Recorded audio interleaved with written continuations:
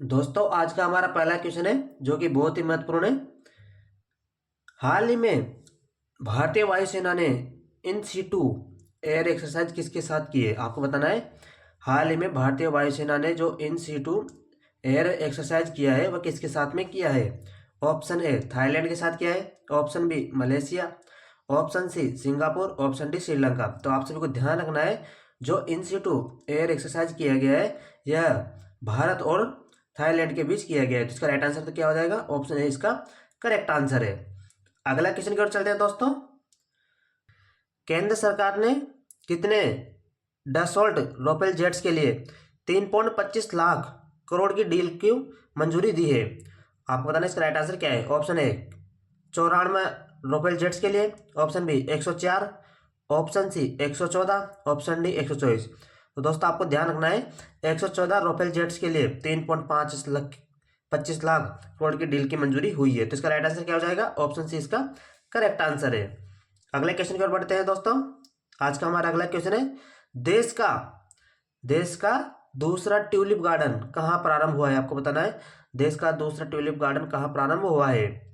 Option A Himachal Pradesh, option B Uttarakhand, option C Sikkim, option D Assam. तो दोस्तों आपको ध्यान रखना है जो देश का दूसरा ट्यूलिप गार्डन बनना है वह हिमाचल प्रदेश में प्रारंभ हुआ है। तो इसका राइट आंसर क्या हो जाएगा, ऑप्शन ए इसका राइट आंसर हो जाएगा। और दोस्तों आपको बताना है जो पहला ट्यूलिप गार्डन है वह कहाँ पर है। अगले क्वेश्चन की ओर चलते हैं दोस्तों। अगला क्वेश्चन है हमारा भारत की पहली म्यूजिकल रोड का अनावरण कहाँ हुआ है। आपको बताना है जो भारत की पहली म्यूजिकल रोड का अनावरण हुआ है वह कहाँ पर हुआ है। ऑप्शन ए पुणे में, ऑप्शन बी मुंबई में, ऑप्शन सी बेंगलुरु में, ऑप्शन डी चेन्नई में। तो दोस्तों आपको ध्यान रखना है मुंबई में भारत की पहली म्यूजिकल रोड का अनावरण हुआ है। तो इसका राइट आंसर क्या हो जाएगा, ऑप्शन बी इसका करेक्ट आंसर हो जाएगा। वेरी वेरी इंपॉर्टेंट क्वेश्चन है, आपको ध्यान रखना है। अगले क्वेश्चन की ओर चलते हैं। अगली पीढ़ी की सुनामी चेतावनी प्रणाली का क्षेत्रीय सेवा केंद्र कहाँ स्थापित किया जाएगा। आपको बताना है जो अगली पीढ़ी की अभी हाल में सुनामी चेतावनी प्रणाली का क्षेत्रीय सेवा केंद्र कहाँ स्थापित किया जाएगा। ऑप्शन ए अंडमान निकोबार में, ऑप्शन बी लक्षद्वीप में, ऑप्शन सी मन्नार की खाड़ी में, ऑप्शन डी सुंदरवन डेल्टा। तो आप सबको ध्यान रखना है यह अंडमान निकोबार में स्थापित किया जाएगा। ऑप्शन ए इसका करेक्ट आंसर है। अगले क्वेश्चन की ओर चलते हैं। अगला क्वेश्चन है सर्वोच्च न्यायालय ने किस रोग के इलाज में स्टेम सेल थेरेपी पर रोक लगाई है। आपको बताना है अभी हाल ही में सर्वोच्च न्यायालय ने किस रोग के इलाज में स्टेम सेल थेरेपी पर रोक लगा दी है। Option A haemophilia, option B स्तन cancer, option C autism, option D कुष्ठ रोग। तो आप सबको ध्यान रखना है अभी हाल ही में सर्वोच्च न्यायालय ने ऑटिज्म के इलाज के लिए स्टेम सेल थेरेपी की जाती थी उस पर रोक लगा दी है। तो इसका राइट आंसर क्या हो जाएगा, ऑप्शन सी ऑटिज्म के इलाज में जो थेरेपी की जाती थी उस पर रोक लगा दी गई है। अगले क्वेश्चन की ओर चलते हैं दोस्तों। अगला क्वेश्चन है किस देश के सर्वम एआई किस देश के सर्वम एआई ने गूगल जेमिनी और चैट जीपीटी को पीछे छोड़ा है। आपको बताना है किस देश के सर्वम एआई ने गूगल जेमिनी और चैट जीपीटी को पीछे छोड़ दिया है। Option A China, option B Japan, option C दक्षिण कोरिया, ऑप्शन डी भारत। तो दोस्तों वेरी वेरी इंपॉर्टेंट क्वेश्चन है। भारत के सर्वम एआई ने गूगल जेमिनी और चैट जीपीटी को पीछे छोड़ दिया है। ऑप्शन डी इसका करेक्ट आंसर है। अगले क्वेश्चन की ओर चलते हैं दोस्तों। हमारा अगला क्वेश्चन है आपको बताना इसका राइट आंसर क्या है। लिम्फेटिक फाइले फाइलेरियासिस लिम्फेटिक फाइलेरियासिस उन्मूलन हेतु एमडीए अभियान कब तक पूरा करने का लक्ष्य है। ऑप्शन ए 2026 तक, ऑप्शन बी 2027 तक, ऑप्शन सी 2028, ऑप्शन डी 2029। तो आप सभी को ध्यान रखना है जो लिम्फेटिक फाइलेरियासिस उन्मूलन हेतु जो एमडीए अभियान चलाया गया है इसका लक्ष्य 2027 तक रखा गया है। ऑप्शन बी इसका करेक्ट आंसर है। अगला क्वेश्चन है दोस्तों वर्ल्ड रेडियो डे प्रतिवर्ष कब मनाया जाता है। वेरी वेरी इंपॉर्टेंट क्वेश्चन है, कई बार एग्जाम में पूछा गया क्वेश्चन है वर्ल्ड रेडियो डे प्रतिवर्ष कब मनाया जाता है। ऑप्शन ए 10 फरवरी, ऑप्शन बी 11 फरवरी, ऑप्शन सी 12 फरवरी, ऑप्शन डी 13 फरवरी। तो आप सभी को ध्यान रखना है जो वर्ल्ड रेडियो डे मनाया जाता है यह प्रतिवर्ष 13 फरवरी को मनाया जाता है। ऑप्शन डी इसका करेक्ट आंसर है। अगले क्वेश्चन की ओर चलते हैं। विटामिन बी 12 पर पीरियड ट्रायल कहाँ हुए हैं? आपको बताना है जो अभी हाल में विटामिन B12 पर पीरियड ट्रायल हुआ है वो कहाँ पर हुआ है? ऑप्शन ए कोलकाता में, ऑप्शन बी बेंगलुरु में, ऑप्शन सी पुणे में, ऑप्शन डी अहमदाबाद में। तो दोस्तों आपको ध्यान रखना है जो विटामिन B12 पर पीरियड ट्रायल किए गए हैं यह कहाँ किए गए? पुणे में किए गए हैं। ऑप्शन सी इसका करेक्ट आंसर है। अगले क्वेश्चन की ओर चलते हैं दोस्तों।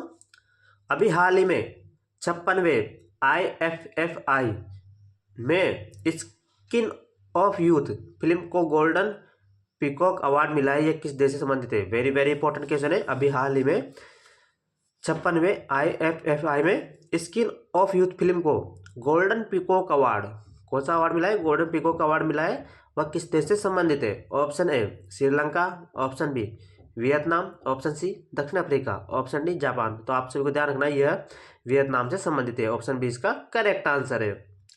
अगले क्वेश्चन की ओर चलते हैं।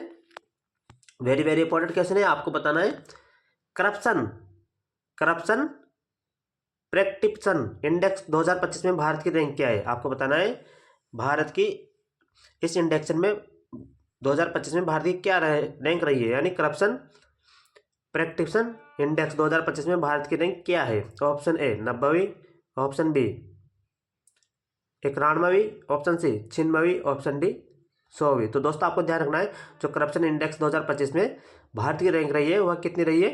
91वीं रही है। तो इसका राइट आंसर क्या हो जाएगा? ऑप्शन बी इसका करेक्ट आंसर है। वेरी वेरी इंपॉर्टेंट क्वेश्चन है, आपको सीधा रखना है करप्शन इंडेक्स 2025 में भारत की रैंक कौन सी है? 91वीं रैंक रही है। ऑप्शन बी इसका करेक्ट आंसर है। अगला क्वेश्चन है दोस्तों, जो भी इस वीडियो को लास्ट तक देखेंगे और सभी क्वेश्चनों के आंसर देंगे वह बहुत ही आगे रहेंगे कंपटीशन में। तो दोस्तों देखो इसका आंसर आपको बताना है चोंग क्रेडल मानवीय पुरस्कार 2026 में किसे सम्मानित किया जाएगा? आपको बताना है चोंग क्रेडल मानवीय पुरस्कार 2026 से किसे सम्मानित किया जाएगा? Option A doctor Haripriya Aravind एवं doctor R Venkatesh, option B doctor Dev Shetty एवं doctor Naresh Trehan, option C doctor G Venkatesh Swamy and doctor S Natarajan, option D doctor Rishi Gupta एवं डॉक्टर अनिता देसाई। तो दोस्तों आपको ध्यान रखना है जो चोंग क्रेडल मानवीय पुरस्कार 2026 से सम्मानित किया जाएगा वह डॉक्टर हरिप्रिया अरविंद एवं डॉक्टर आर वेंकटेशन को सम्मानित किया जाएगा। ऑप्शन है इसका करेक्ट आंसर है। अगले क्वेश्चन पर चलते हैं। अगला क्वेश्चन है वेरी वेरी इंपॉर्टेंट क्वेश्चन है दोस्तों, आपको इसको ध्यान रखना है। लखपति बिटिया योजना किस राज्य से शुरू की गई है? तो दोस्तों ये जो योजना शुरू की गई है यह दिल्ली से शुरू की गई है, यानी ऑप्शन सी इसका करेक्ट आंसर है। लखपति बिटिया योजना का प्रारंभ दिल्ली से किया गया है। ऑप्शन सी इसका करेक्ट आंसर है। अगले क्वेश्चन पर चलते हैं। अगला क्वेश्चन है मलक्का जलमर्ग मध्य किन दो महासागरों के बीच स्थित है? दोस्तों अभी यह चर्चा में रहा था तो आपको इसको ध्यान रखना है, ये एग्जाम में पूछा जा सकता है। मलक्का जलमर्ग मध्य किन दो महासागरों के बीच में स्थित है? ऑप्शन ए अटलांटिक व प्रशांत महासागर, ऑप्शन बी हिंद महासागर यानी भारतीय को क्या बोलते हैं हिंद महासागर और अटलांटिक के बीच, ऑप्शन सी प्रशांत और आर्कटिक, ऑप्शन डी हिंद महासागर और प्रशांत। दोस्तों आपको ध्यान रखना है जो मलक्का जलमर्ग है वह हिंद महासागर और अटलांटिक के बीच में स्थित है, यानी ऑप्शन बी इसका करेक्ट आंसर है।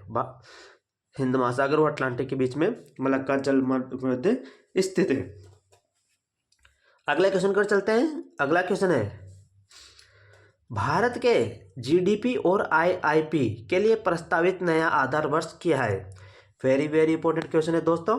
भारत के जीडीपी और आईआईपी के लिए प्रस्तावित नया आधार वर्ष क्या था?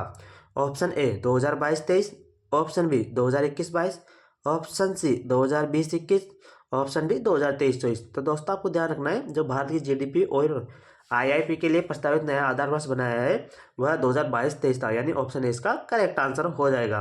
Option A is the correct answer. अगले क्वेश्चन पर चलते हैं। अगला क्वेश्चन है दोस्तों हमारा नए दिशा निर्देशों के अनुसार वंदे मातरम के कितने छंद अनिवार्य रूप से गाए जाएंगे? आपको बताना है जो भी हाल ही में नए दिशा निर्देश हुए जारी हुए हैं उसके अनुसार वंदे मातरम के कितने छंद अनिवार्य रूप से गाए जाएंगे? Option A 2, option B 4, option C 6, option D 8। दोस्तों आपको ध्यान रखना है इसके 6 छंद अनिवार्य रूप से गाए जाएंगे, यानी ऑप्शन सी इसका करेक्ट आंसर है। अगले क्वेश्चन की ओर चलते हैं दोस्तों। अगला क्वेश्चन है हमारा अभी हाल ही में स्वामी दयानंद सरस्वती की जयंती मनाई गई है, तो आपको बताना है जो स्वामी दयानंद सरस्वती ने किस संस्था की स्थापना की थी। ऑप्शन ए प्रार्थना समाज, option B Brahmo Samaj, option C Ramakrishna mission, option D Arya Samaj. तो आप सबको ध्यान रखना, जो स्वामी दयानंद सरस्वती के द्वारा उस जिस संस्था की स्थापना की गई थी वह आर्य समाज की थी। आर्य समाज की स्थापना किसने की थी? स्वामी दयानंद सरस्वती ने की थी। तो ऑप्शन डी इसका करेक्ट आंसर हो जाएगा। वेरी वेरी इंपॉर्टेंट क्वेश्चन है दोस्तों, आपको इसको ध्यान रखना है। चलो अगले क्वेश्चन की ओर चलते हैं। अगला क्वेश्चन है हमारा और आज का अपना अंतिम क्वेश्चन भी है दोस्तों ये।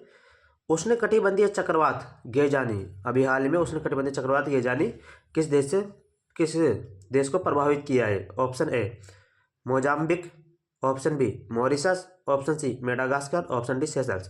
तो आप सबको ध्यान रखना है, जो अभी हाल ही में जो गेजानी चक्रवात आया है उसने मेडागास्कर को प्रभावित किया है, यानी ऑप्शन सी इसका करेक्ट आंसर हो जाएगा। इसी के साथ दोस्तों हमारी क्लास यहीं समाप्त होती है। हमारी वीडियो आपको अच्छी लगी हो तो हमारे चैनल को सब्सक्राइब जरूर करना और वीडियो को शेयर जरूर करना दोस्तों। धन्यवाद।